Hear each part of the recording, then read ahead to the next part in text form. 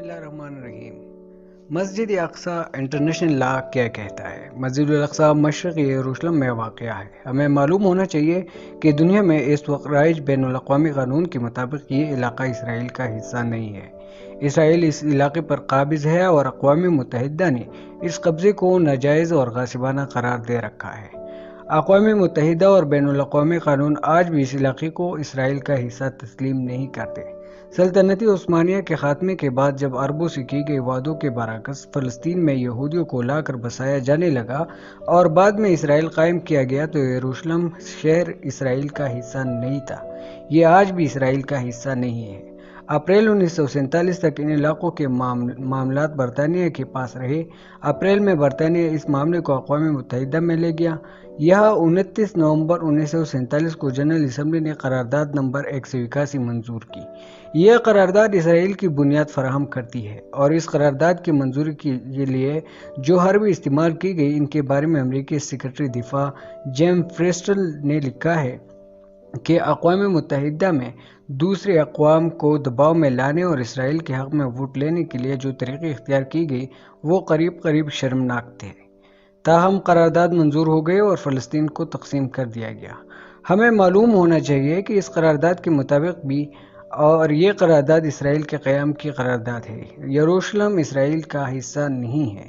اس قرارداد میں یروشلم کے لیے کارپس سیپریٹم کے الفاظ استعمال کی گئی۔ اس کا مطلب یہ ہے کہ یہ شہر ریاست اسرائیل کا حصہ نہیں ہوگا۔ یہ سب کے لیے محترم ہے اور یہ سب کا ہے۔ جنرل اسمبلی کے قرارداد نمبر 194 میں بھی اسی اصول کا اعادہ کیا گیا۔ اقوام متحدہ کا کمیشن UNCCP بھی 1949 میں سوئٹزرلینڈ میں ہونے والی کانفرنس میں یہی اصول طے کر چکا ہے۔ خود اسرائیل نے مصر، اردن اور شام کے ساتھ معاہدہ 1949 میں کیا تھا اور اسے آرمیسٹس ایگریمنٹ کہتے ہیں۔ اس کے مطابق بھی یروشلم اسرائیل کا حصہ نہیں ہے۔ مشرقی یروشلم پر اسرائیل کا قبضہ 1967 کی جنگ میں ہوا۔ اس سے پہلے مشرقی یروشلم کے مقامات مقدسہ اردن کے پاس تھے۔ اس جنگ میں مسجد الاقصی پر اسرائیل کا قبضہ تو ہو گیا لیکن اقوام متحدہ نے اس قبضے کو ماننے سے انکار کر دیا اور قرار دیا کہ یہ اسرائیل کا حصہ نہیں ہے۔ چنانچہ اقوام متحدہ کے دستاویزات اور انٹرنیشنل لا کے مطابق اس ناجائز قبضے کی کوئی حیثیت نہیں ہے اور اس علاقے کو آج بھی اسرائیل نہیں کہا جاتا بلکہ اسے مقبوضہ فلسطین کہا جاتا ہے۔ جنگ کے بعد اقوام متحدہ کی سلامتی کونسل نے 22 نومبر 1967 کو قرارداد نمبر 242 منظور کی جس میں اسرائیل کو مقبوضہ جات خالی کرنے کا کہا گیا۔ یروشلم پر اسرائیل کا قبضہ تسلیم کرنے سے انکار کیا گیا اور اسے یروشلم سے نکل جانے کا کہا گیا۔ اس قرارداد کو متفقہ طور پر منظور کیا گیا۔ کوئی ایک ووٹ بھی مخالفت میں نہیں آیا، نہ ہی کوئی ملک ووٹنگ سے غیر حاضر رہا۔ امریکہ نے بھی اس قرارداد کے حق میں ووٹ دیا۔ خود اسرائیل نے اس پر عمل درآمد کی یقین دہانی کرائی۔ ابھی اسرائیل وزارت خارجہ کے ویب سائٹ دیکھ رہا ہوں، وہاں لکھا ہوا ہے کہ ہمیں سلامتی کونسل نے کہا تھا کہ مقبوضہ جات خالی کر دو۔ یہ تو نہیں کہا کہ تمام مقبوضہ جات خالی کر دو۔ یہ بالکل ویسی ہی دلیل ہے جیسے امریکن صدر ریگن نے دی تھی کہ بعض مقامات پر اسرائیل کی چوڑائی صرف 10 کلومیٹر رہتی ہے اور اگر وہ اپنی قانونی سرحد تک محدود ہو جائے تو اس کی بقا کو خطرات لاحق ہو جائیں گے۔ اس لیے اسے مقبوضہ جات پر ناجائز قبضہ رکھنے کا حق حاصل ہے۔ مشرقی یروشلم میں اسرائیل کے ناجائز قبضے کو جنرل اسمبلی میں بھی زیر بحث لایا گیا۔ 4 جولائی 1967 کو قرارداد نمبر 2253 پاس کی گئی اور یروشلم پر اسرائیلی قبضے کو ناجائز قرار دیتے ہوئے اسرائیل کو علاقہ جات خالی کرنے کا کہا گیا۔ 99 ممالک نے اس قرارداد کے حق میں ووٹ دیا اور کوئی ایک ملک بھی ایسا نہ تھا جس نے مخالفت میں ووٹ دیا ہو۔ یہ الگ بات ہے کہ اسرائیل نے تمام معاہدے اور تمام قراردادیں پامال کر دی اور ناجائز قبضہ برقرار رکھا۔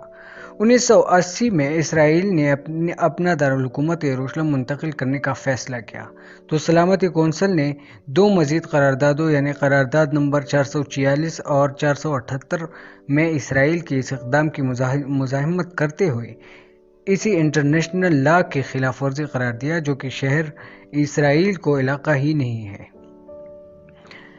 وہ اس شہر میں دارالحکومت کیسے منتقل کر سکتے ہیں؟ سلامتی کونسل کے ساتھ ساتھ جنرل اسمبلی نے بھی اس اقدام کو انٹرنیشنل لا کے خلاف ورزی قرار دیا۔ جنرل اسمبلی نے اسے چوتھے جنیوا کنونشن کی بھی خلاف ورزی قرار دیا۔ سلامتی کونسل کے قرارداد نمبر 672 میں ایک بار پھر واضح کیا گیا کہ یروشلم اسرائیل کا حصہ نہیں ہے اور یروشلم پر اسرائیل کا قبضہ ناجائز اور غیر قانونی ہے۔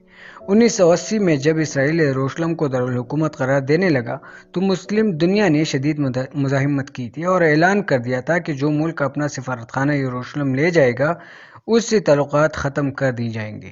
اس دباؤ کے تحت اسرائیل ایسا نہ کر سکا، لیکن اب یہ عالم ہے کہ مسلم دنیا دباؤ ڈالنا تو دور کی بات ہے، مذمت کی دو لفظ بولنے کے قابل بھی نہیں رہی۔ قانونی پوزیشن البتہ وہی ہے جو اوپر بیان کر دی گئی ہے کہ یروشلم اور مسجد الاقصی پر اسرائیل کا قبضہ اقوام متحدہ کی قراردادوں کی روشنی میں بھی ناجائز ہے، جن قراردادوں کے نتیجے میں اسرائیل قائم ہوا۔